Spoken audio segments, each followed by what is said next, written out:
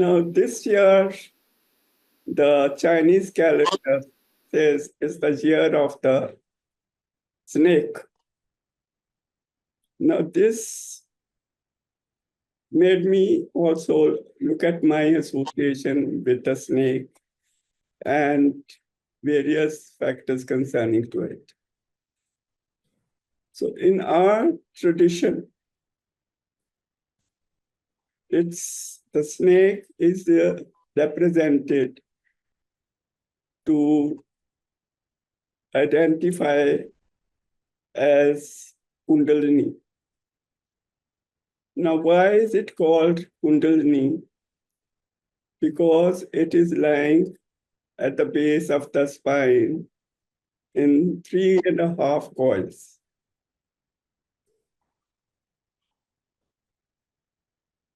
So when we talk about the snake,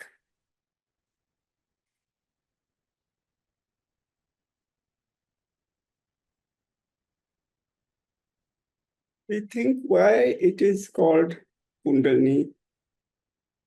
Kundalini is called the snake because it is feared just as we fear the serpent, the snake, if we see it and try to move away from it.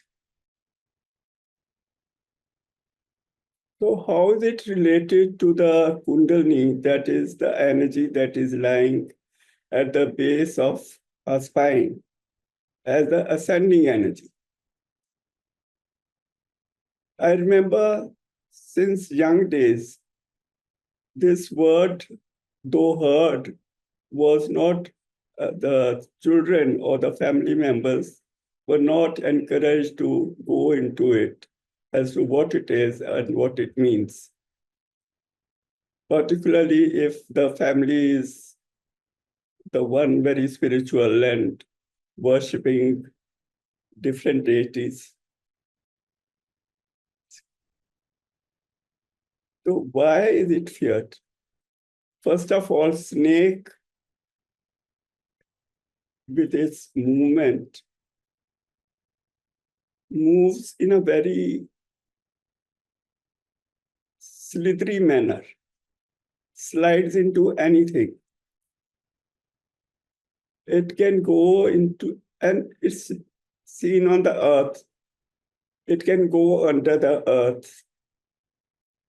It can go into crevices, and it has poison. So why would our ancestors, the sages or the rishis of yore, why would they give it a name Kundalini? This energy that is so feared. And it was thought that it is to do with the occult. So all Tantra is to do with the different branches of energy, of Kundalini. And it can be enhanced, or it will enhance any aspect of a person's personality, whether it is negative or positive, the dominating personality of an individual. Or how it happens naturally, or person's thought processes directs the energy to move into different places and can be sometimes into the wrong channels. So there's a lot of fear related to it. And as soon as it starts functioning, and those people who are into the practice and by themselves or under guidance, suddenly when they have to face body movement, they get fearful and stop with without exploring further. Why? Because they are entering into the field of the unknown. They don't know what is happening in their body or in their mind. And after some time following a certain sadhana, they drop it. So when they drop it, sometimes it happens, it is dropped at a point where it has reached a certain level. When you stop the practice without completing its full process, then whatever the qualities of that area, that chakra, will get enhanced, whether it is negative or positive. So one gets stuck over there in life situations also. Because just as the snake gets into the deepest crevices, this energy, the Kundalini energy, it has the same ability. Because it is moving, it wants to move through the body. So it is met against the constriction of Sushmana, where the nadis cross each other and they are suppressing the Sushmana tight. So there is no where it can escape. It is stuck at that crossroad where it's not moving, and there it makes an attempt to find a place where it can get through an opening and go moving in the different organs and the nadi system of the subtle body. So that is the process that starts. As it moves through that one point, it can move to the next chakra and keeps working at an opening where it can move through and energize that organs are part of the chakras. So this process goes on, and in this process, the individual can go through various postures, various fears, various, it's a lot. It requires, as they say, steel of nerves to go through this process, particularly those individuals who are not very clear in their thinking or adopting certain practices and then leaving them in between just because they are finding something which doesn't resonate, and they get fearful and stop the practice. So this way, all through life, one keeps experimenting until the final thing. Cleansing starts happening naturally and to outgrow the problems. No, but this is why it is feared, because it can go to your deepest secrets, deepest potential, deepest. It enhances always the places where it is lying. So the positive, if those successful people or singers and all, it is lying at a certain particular place.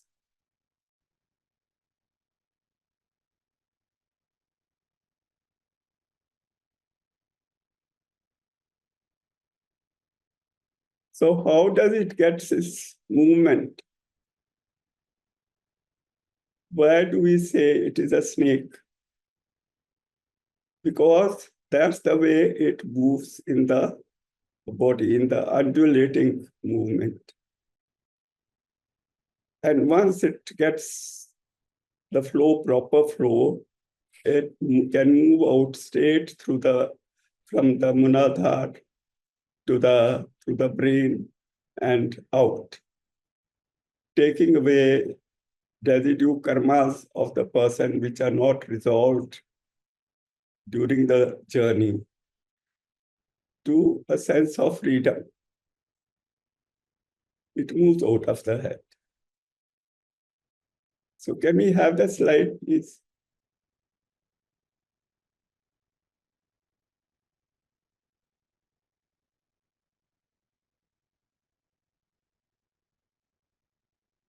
So this is Kundalini, but why is it called the serpent fire? This is also called the healing energy. It is called the serpent fire because it rises from the base of the earth and through the human body, giving it energy and to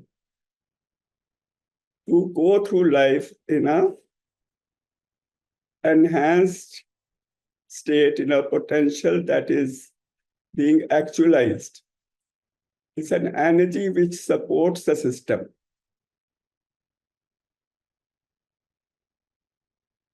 In that system, it is a great energy.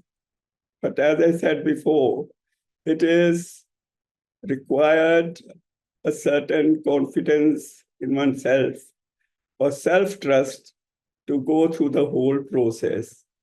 That's why it is said that when this energy moves, you have to be under a guide who can guide you how to get over the roadblocks that come on the way and not to fear.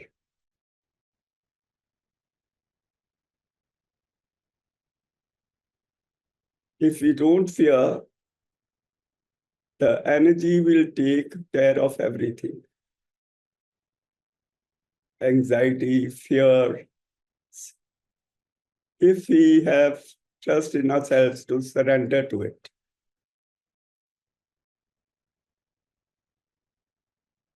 If one starts questioning and doubting at that time, that issue will not be resolved.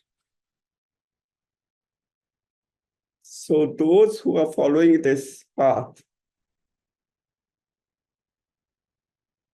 have to be sure they have a proper guide. Now, how did I get interested in the serpent? This, when hearing this year of the snake, the Chinese year, it brought my associations with the snake because we never feared the snake because of certain living places and all, where these reptiles sort appear and disappear. But when this I experienced in my own body, I realized or understood its natural movement, whether it's running all over the body or in which sensation, the feeling that it gives is just as the snake moves in that fashion, slithery fashion through the different crevices and maneuvers itself out again. It's like setting itself free once it has cleared everything and moved out. Kundalini does the same thing. Once it finishes work of enhancing the person's potential, it quietly moves out. And in that process of enhancing a person's potential, the fire, it carries the fire in its mouth. It's like a cauldron. And that is also the healing energy. It can heal as well as burn. depending on your nature, or also depending, of course, which channel is flowing in your system at that time. Cool and hot, that all is happening all the time. But when it rises with the serpent of fire, it can be also resolving your issues or dangers which are coming your way, or like unknown something is coming. If the energy itself will clear it out. You have to trust. Sometimes you feel premonition or something wrong is going to happen, or there's fear in the body. At that time, if you relax and allow, it will move out. So when it moved in my body or an individual's body, it moves as a clean path.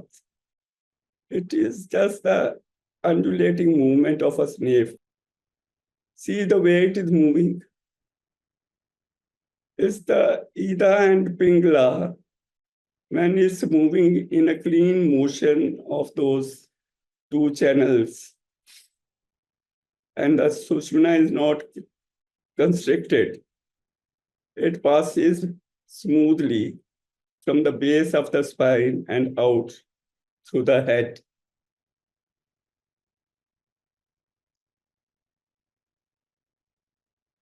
Next slide.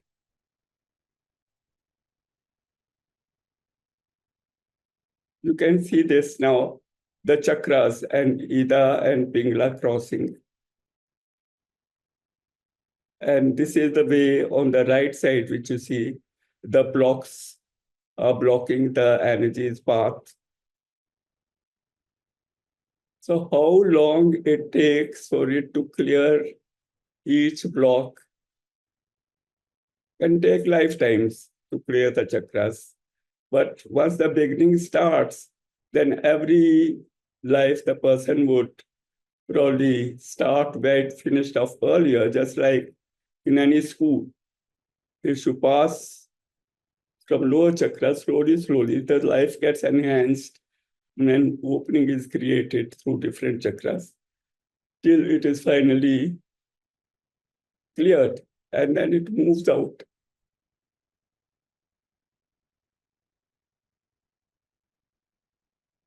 Next.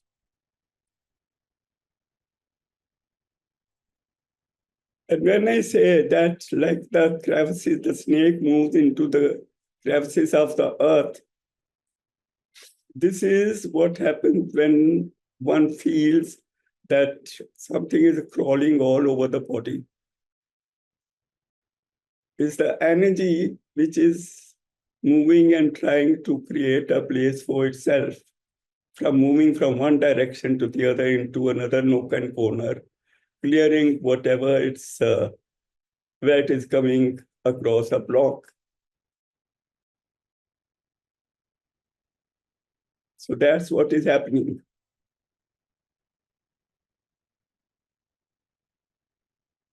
Next. So also these snakes or cobras or whatever we call them, they appear sometimes as they are, it is said they are the ancestors. The person who's going through this sort of experience of Kundalini, it is coming from their ancestors. Somebody in their ancestors has been following the path, and the you are taking it forward slowly. Or if one person following his process life after life and reaches a certain stage in the current life to move forward further wherever it was stuck.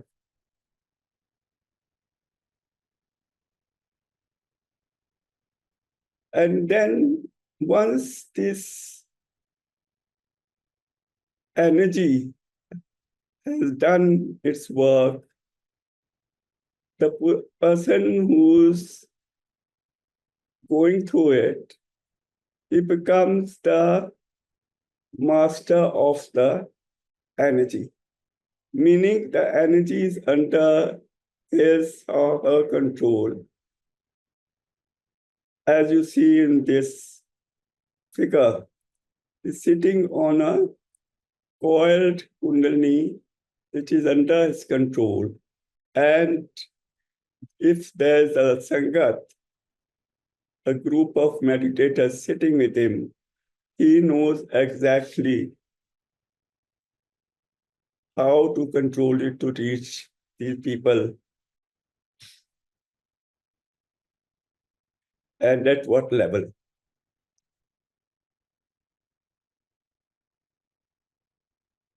So this is a beautiful process, and it's in our hands how we direct it, how we follow it, and whatever it is giving us our life's lessons, that also to learn on that.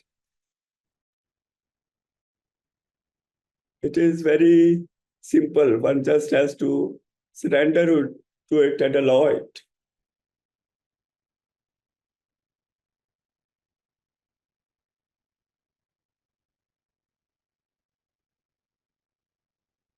So this is in our culture, that is the Indian culture. This energy, the ascending energy or the fire energy, is called Kundalini because Kundal means a curl. Kunda also means a pot, what you call, where it is resting. So that is the why it is given a name. It's like an urn in which it's resting in a three folds of a three folds, 3.5 folds.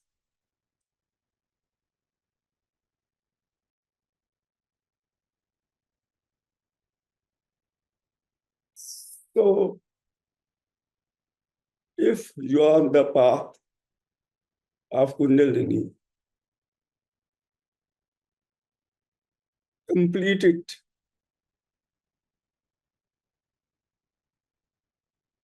At least the course that you're doing, complete it and follow it religiously till whatever time you get to follow it.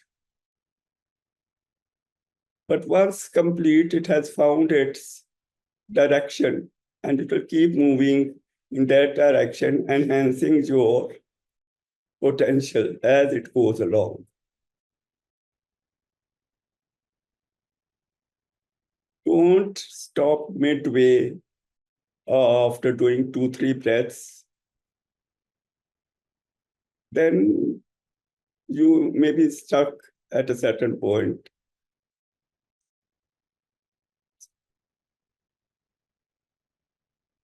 Go through the full process.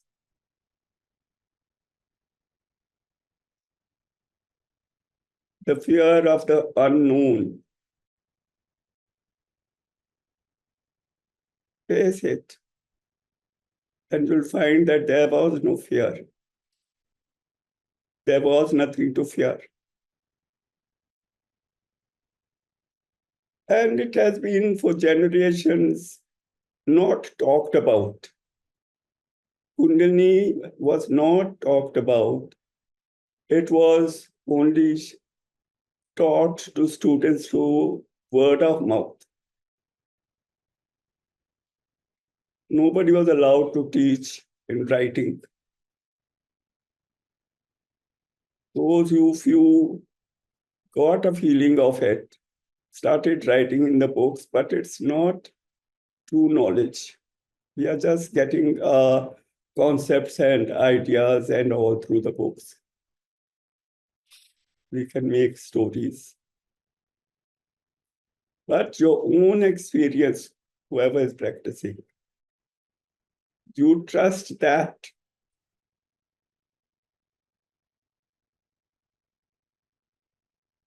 if you are the path and you're feeling something and some kriyas and postures are happening, allow them to happen and surrender to it. It will do all good for you.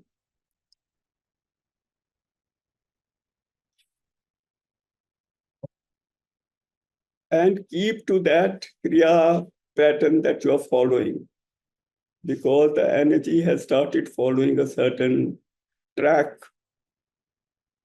On that track, it will keep clearing its blocks.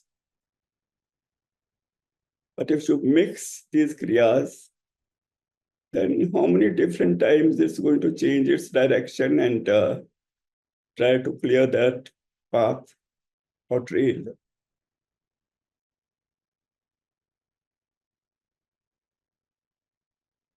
Consider it adventure. Like people are going for hiking and all. It's fun, but they face the blocks that come their way.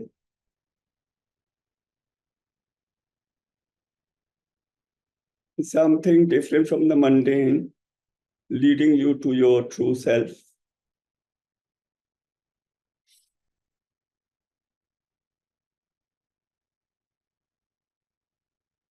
Yes. So any teacher that you're going under a training for this all Kundalini yoga, you will know yourself if you are going through your experience. That is the teacher, an experienced teacher. Experienced by I mean personal feeling of the energy in his or her body, who can give you the confidence. See, sometimes what happens, even our yoga postures activate the energy a little. And then if the teacher is not going to be able to answer that, yoga teachers may not. Then because you are undergoing that, if you are brave enough, you start watching yourself, become aware of yourself. Yeah, I'm doing this. It's okay. What's happening? It should be curiosity to know what's going on, because there's something going on in the body. No doctor will be able to tell you. You have to find out for yourself.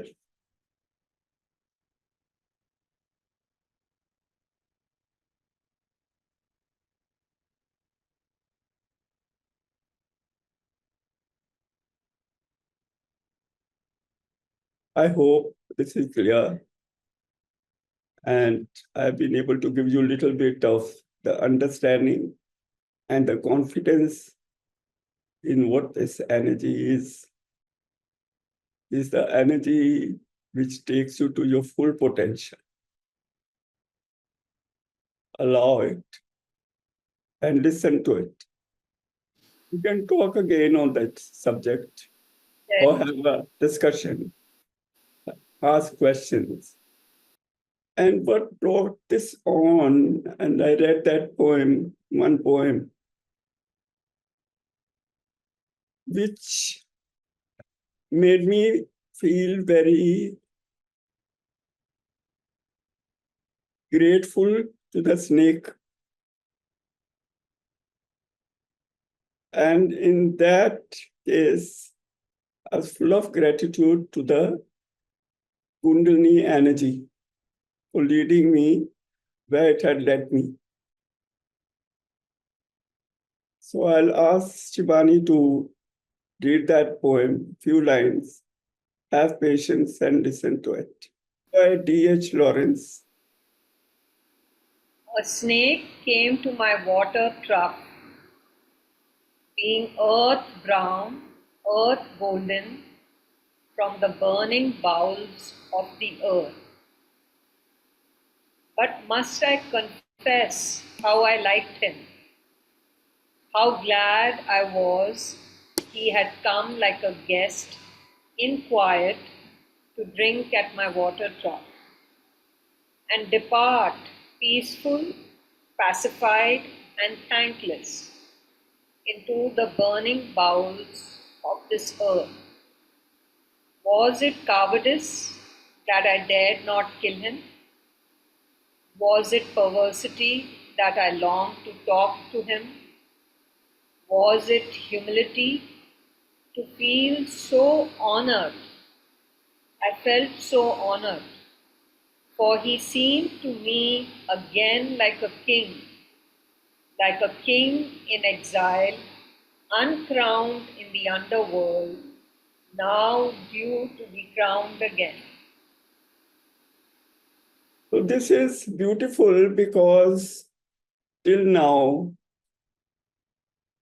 the conscious Kundalini was feared to be talked about. It was all secret knowledge.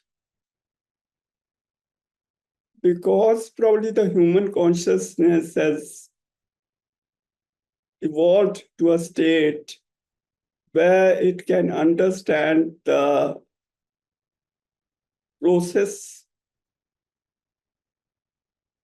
Kundalini decided to unveil itself.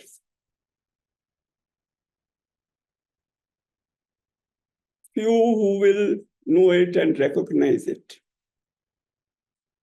But it completely left itself open, I feel, in the form of the trilogy. Its function, it has revealed totally to the common man who may be interested in pursuing it. So it's an honor if you allow this energy to work within you. So I feel it has opened up itself to allow humanity to experience it and let out its full potential of creativity in all its aspects.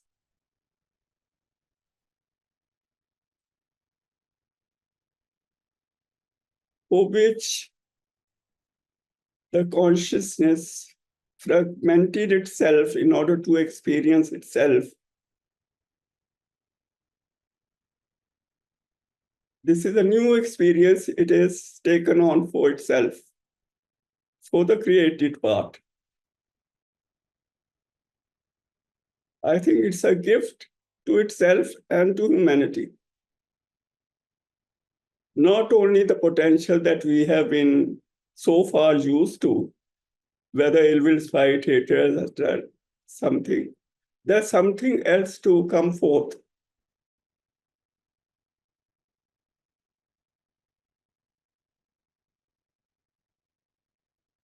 Every new generation is supposed to bring it out, and this has come after I don't know how many generations it's revealing itself.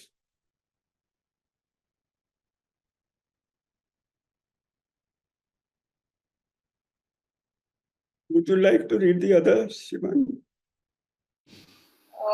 Santoshma, that's a poem by Guru Nanak. Kundalini will give you the true knowledge of who you are. I am not this house of flesh and bones that sleeps, decays, and dies. I am immortal consciousness, Lord of the earth and the skies. And there is a role of the most vital Kundalini Kriya Yoga. Had India had nothing to offer to the world, Kriya Yoga itself would suffice as a kingly offering. But when does it become a kingly offering? When you apply yourself, when you train yourself, when you practice. Then you can utilize the serpent of light and feel its bliss flowing up and down your spine. Then you will fall in love with the energy, and then you will know what is the importance of it. Practice and perseverance is the secret of success. Practice and perseverance is the magic of success. Unless you do not fall in love with your practice, you will not know its value. This is by Guru Nath. So I personally feel whoever enters into this, those are chosen few.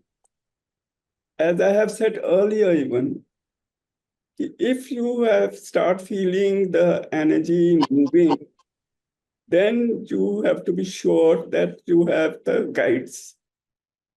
Guides are already there, but people don't listen. So then the guide loses interest and drops you and focuses on somebody who's serious about it. How do the guides work? There's a siddhas up there which are monitoring all this.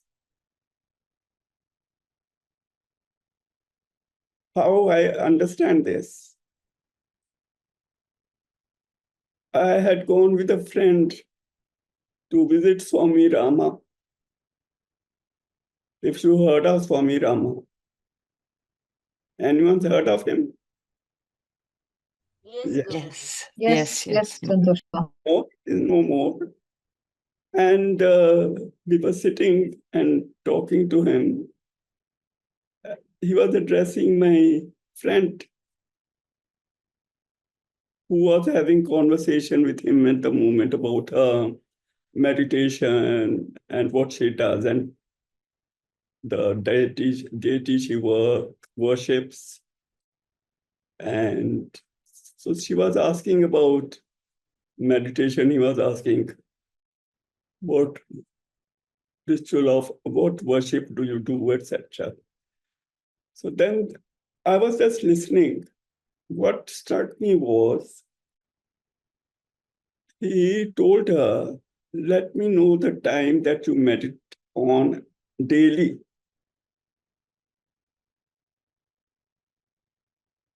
So I was wondering why he said that.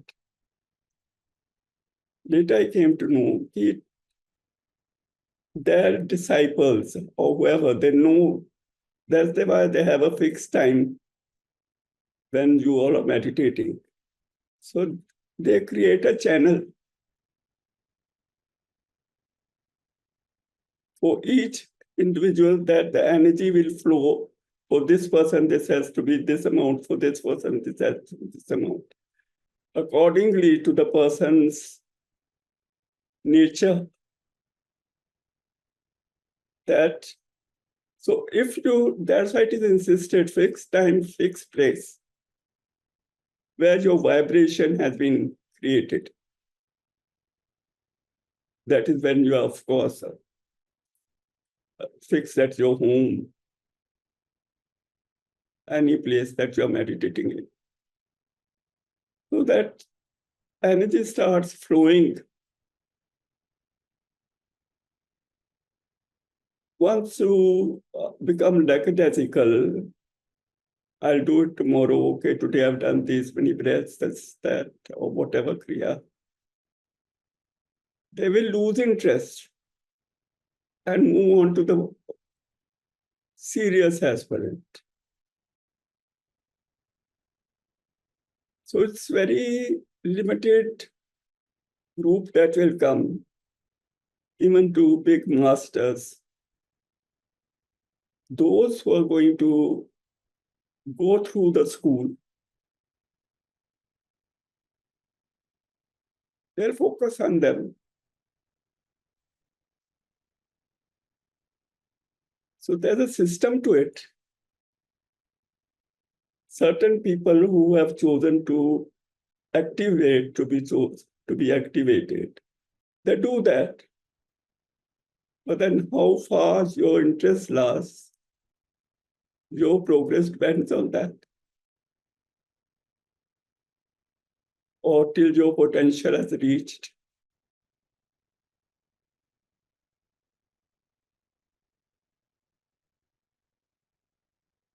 It's exactly like the poem that you read.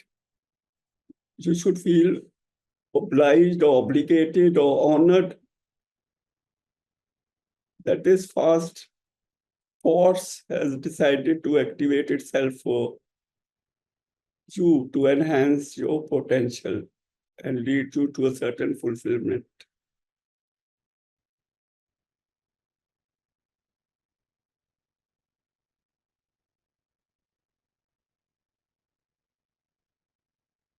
Honor it, feel gratitude. It's always there to support you. As I say, any situation you teach, where there's anxiety or where there's fear, relax in that situation and let the energy get up and